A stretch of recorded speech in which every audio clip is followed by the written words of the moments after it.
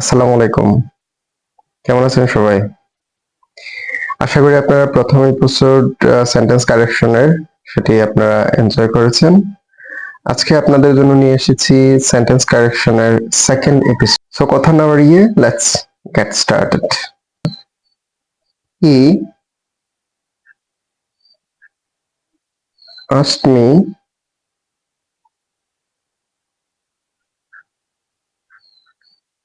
whether I will solve it or not. এটা কি হয় দেখেন তো, হি আস্কড মি, সে আমাকে জিজ্ঞেস করলো whether I will solve it or not. Is it A correct sentence? না, এটা কারেক্ট সেন্টেন্স না। এটা কেন কারেক্ট সেন্টেন্স না সেখানে হচ্ছে এটার রিজনটা হচ্ছে sequence sequence of tense. Sequence of টেন্সে ভুল ছিল। সিকোয়েন্স অফ টেন্সে ভুল ছিল। সিকোয়েন্স অফ টেন্স মানে কি, যদি একই সেন্টেন্সে একাধিক যদি একটা বাক্যের মধ্যে একাধিক ভাগ থাকে, মানে একাধিক ক্লজ অথবা ফ্রেজ থাকে, তখন প্রতিটা নিয়ম হচ্ছে প্রতিটা অংশের টেন্স একই রকম হবে। তো এখানে আমরা যদি দেখি প্রথম অংশে কি আছে, প্রথম অংশ হচ্ছে ভার্ব টু, মানে হচ্ছে পাস্ট টেন্স আছে, কিন্তু এখানে কি চলে আসছে, এখানে হচ্ছে ফিউচার চলে আসছে, রাইট? তো এটা যদি একটা অংশ পাস্ট থাকে, তখন এটা যদি প্রেজেন্ট থাকতো, হি আস্কস মি যদি হইতো, তখন এটা ঠিক ছিল। কিন্তু একটা অংশ পাস্ট, অপরটা একদম প্রেজেন্ট বাদ দিয়ে একদম ফিউচারে চলে গেছে, সেটা কি কারেক্ট হতে পারে? না, কখনো হতে পারে না। তো এখানে কারেক্ট ফর্মটা কি হবে? কারেক্ট ফর্মটা হচ্ছে যে প্রথম অংশ যদি পাস্ট হয়, তাহলে দ্বিতীয় অংশটা ফিউচার ইন দ্য পাস্ট, মানে এই জায়গাটা কি হওয়া উচিত? Future in the past, future in the past হওয়া উচিত। তো ফিউচার ইন দ্য পাস্ট মানে কি? ফিউচার ইন দ্য পাস্ট মানে হচ্ছে উড, জাস্ট এখানে একটা উড যুক্ত হবে। তো এখানে কারেক্ট ফর্ম কি হবে? কারেক্ট ফর্ম হচ্ছে হি asked me whether I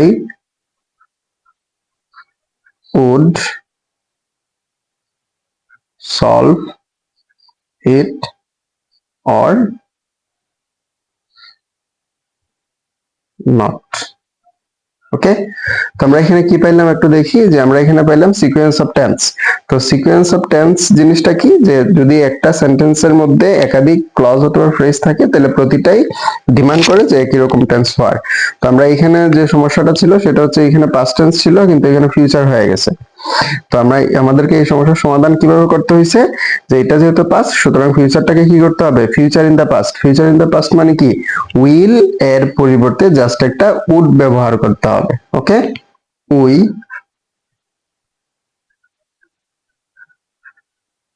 couldn't risk to leave him alone. এটা হচ্ছে একটা,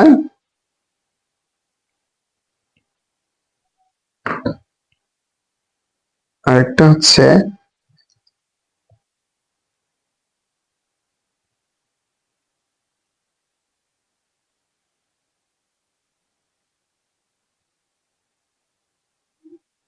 is today's film worth to see? এখানে এইটা হচ্ছে সেকেন্ড এক্সাম্পল। তো এখানে বলেন তো, আমরা প্রথম এক্সাম্পলে যদি যাই, প্রথম এক্সাম্পলটা ঠিক আছে কিনা? না, প্রথম এক্সাম্পলটা ঠিক নাই। কোন জায়গায় ঠিক নাই? সেটা হচ্ছে রিস্ক টু। আর সেকেন্ড এক্সাম্পলে কোন জায়গায় ঠিক নাই? Worth two.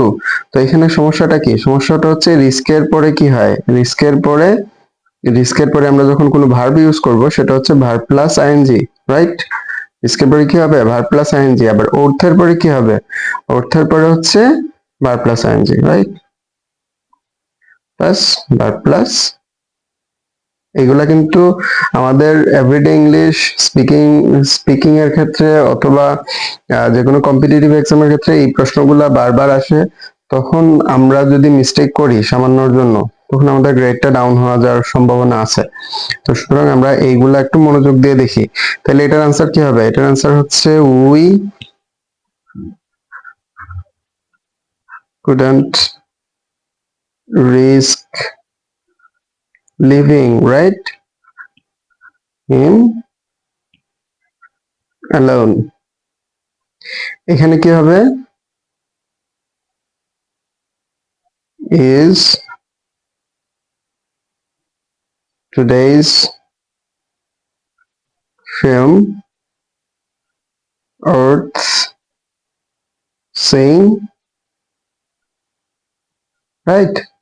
আমরা এখানে কি শিখলাম? রিস্কের পরে ভার্ব প্লাস আইএনজি হবে, অর্থের পরে ভার্ব প্লাস আইএনজি হবে। ওকে, নেক্সট আমরা যেটা দেখবো সেটা এরকম যে আমরা অনেক সময় বলি যে সে ওই কাজটি করতে ব্যস্ত, রাইট? তো এরকম যদি হয়, তো আমরা যদি বলি হি ইজ বিজি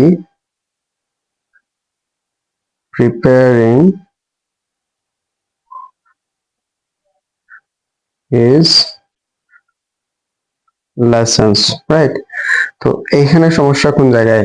এই সেন্টেন্সটার মধ্যে সমস্যা কোন জায়গায়? এইখানেও সমস্যা হচ্ছে বিজি। বিজির পরে কি এটা ঠিক আছে? এই সেন্টেন্সটা ঠিক আছে কিনা? হ্যাঁ, এই সেন্টেন্সটা 100% কারেক্ট। কারণ হচ্ছে আমরা যদি এখানে দেখি তাহলে সবসময় কি হবে? বিজির পরে ভার্ব প্লাস আইএনজি হয়। তো এখানে তো এটা ঠিক আছে, বিজির পরে ভার্ব প্লাস আইএনজি। তাহলে এটা রং সেন্টেন্স কি দেয়া থাকতো?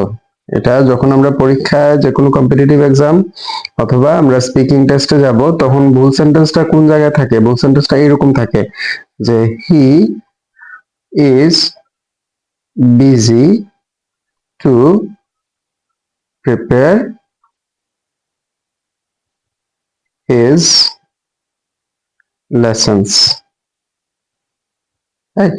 সো এটা হচ্ছে রং, কারণ বিজি টু হবে না, এটা হবে কি? বিজির পরে ভার্ব প্লাস আইএনজি হবে। ওকে, এখন আমরা দেখব খুবই গুরুত্বপূর্ণ একটি সেন্টেন্স কারেকশন, সেটা বিভিন্ন চাকরি পরীক্ষা বলেন, অ্যাডমিশন টেস্ট বলেন, এবং আমরা এভরিডে ইংলিশে এটা ব্যবহার করি এবং প্রায় মিস্টেক করি। সেটা হচ্ছে এরকম, হি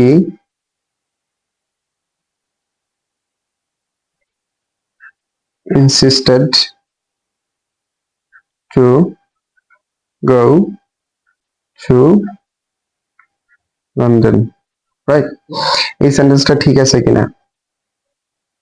এই সেন্টেন্সটা ঠিক আছে কিনা? তারপরে আরেকটা যদি আমি দেই, এখন দুইটা করে দিচ্ছি, যে I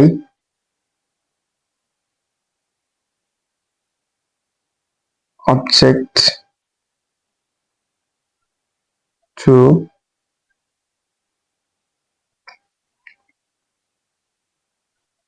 being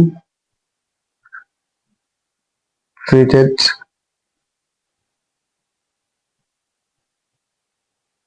like this. Okay, so এই সেন্টেন্স গুলা ঠিক আছে কিনা? প্রথমটা ঠিক নাই, প্রথমটায় কি ঠিক নাই? ইনসিস্টেড এর পরে কি হয় না? টু হয় না। ইনসিস্টেড পরে কি হয় না? ইনসিস্টেড পরে টু হয় না। ইনসিস্টেড পরে কি হয়? ইনসিস্ট পরে কি হয়? অন হয়। ইনসিস্টেড পরে অন, তারপরে কি হয়? ভার্বের সাথে আইএনজি হয়। ওকে, ইনসিস্টেড এর পরে কি হয়? অন হয়, তারপরে ভার্ব প্লাস আইএনজি হয়, মানে জোর করা। তাহলে এটা আনসার কি হবে? হি insisted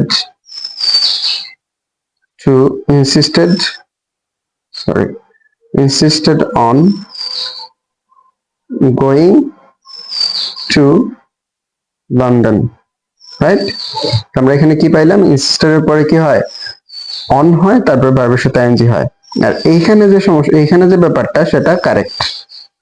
কেমনে কারেক্ট? আমরা নরমালি জানি টুর পরে ভার্ব প্লাস আইএনজি হয়, সরি, টুর পরে ভার্বের বেস ফর্ম হয়, কিন্তু এখানে দেখা যায় টুর পরে ভার্বের সাথে আইএনজি হয়েছে, তারপর এটা কারেক্ট। কারণ কি? কারণ অবজেক্ট টু এর পরে সবসময় কি হয়?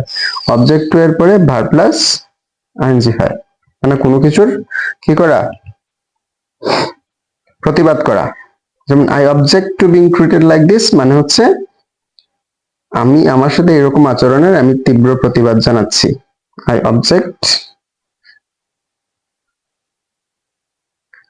Object to being treated like this. Okay, so এটা মিস্টেকেন প্রশ্নটা পরীক্ষায় কিভাবে থাকতো? এই যে এখানে বিং ছিল না, এই বিং এর পরিবর্তে তারা কি দিয়ে দিত? To be. Okay, I object to be treated like this, এটা যদি দেওয়া থাকতো তাহলে এটা কি ছিল? সেটা ভুল ছিল। আচ্ছা, এখন আমরা আপনাদেরকে আরো দুইটা সেন্টেন্স দিচ্ছি, দুইটা সেন্টেন্স আপনারা একটু ট্রাই করেন, আর আমি বলে দিচ্ছি, একটু পরে আমি বলে দেব, তারপরে আপনারা নিজে একটু ট্রাই করেন যে এটা কারেক্ট ফর্ম কিনা, অথবা যদি মিস্টেক হয়ে থাকে এটার সঠিক কি হবে। It's no use to try like a baby, মানে এটা অর্থটা কি? যে বাচ্চাদের মতো কান্না করার কোনো মানেই হয় না। ওকে, তো এইখানে কি সমস্যা? এবং আরেকটা যদি দেই সেটা হচ্ছে ইটস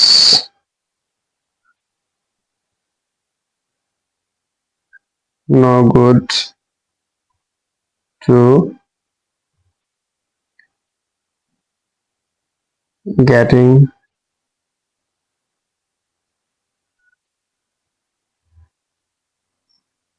না, to get angry at once, right? So এই যে দুইটা সেন্টেন্স, এই দুইটা সেন্টেন্সে ভুল কোন জায়গায়? এখানে ভুল হচ্ছে ইটস নো ইউজ, মানে ইটস নো ইউজ একটা ক্লজ, একটা ফ্রেজ বা একটা ফ্রেজ, একটা ক্লজও বলা যায়। এই যে ফ্রেজ বা ক্লজ, এইটার পরে হচ্ছে কি হবে? ভার্ব প্লাস আইএনজি হবে। ওকে, সো এটার পরে verb plus, it's no good same, এটার পরে কি হবে? ভার্ব প্লাস আইএনজি হবে। তাহলে আমরা যদি এটা কারেক্ট ফর্মটা লিখি, এটার অর্থটা কি দাঁড়ায়? ইটস নো ইউজ এর অর্থটা কি? একটু চেষ্টা করে দেখেন। কোনো মানে হয় না।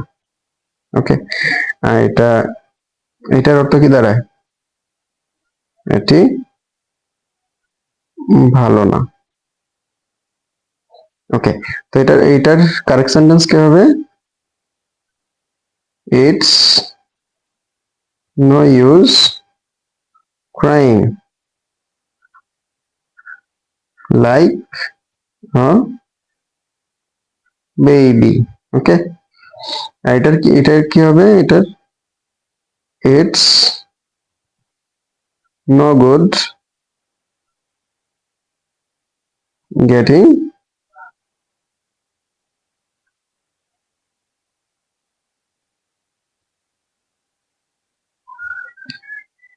Angry at once। ওকে, এখন আমরা দেখব খুবই ইম্পর্টেন্ট একটা সেন্টেন্স, সেটা হচ্ছে there is no harm to visit him now।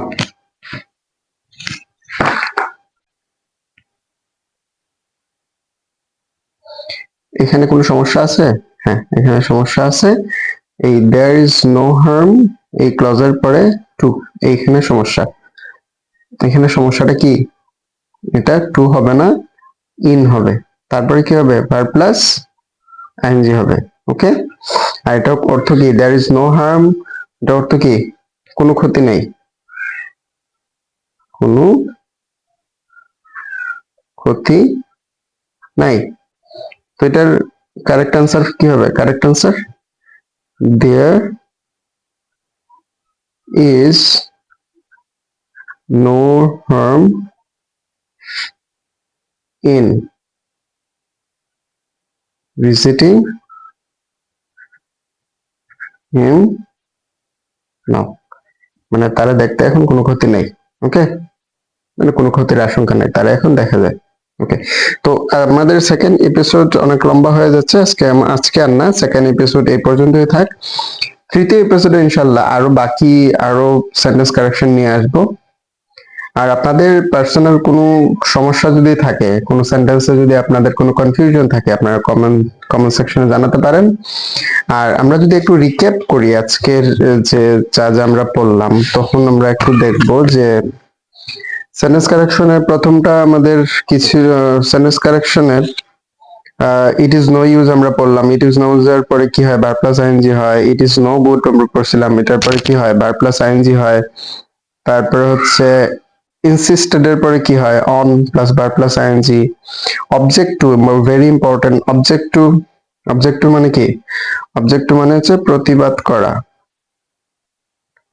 প্রতিবাদ করা। I object to being treated like this. তো অবজেক্ট টুর পরে কি হয়, ভার্ব প্লাস আইএনজি হয়। তারপরে আমরা কি পড়ছিলাম, বিজির পরে কি হয়, বিজির পরে ভার্ব প্লাস আইএনজি হয়।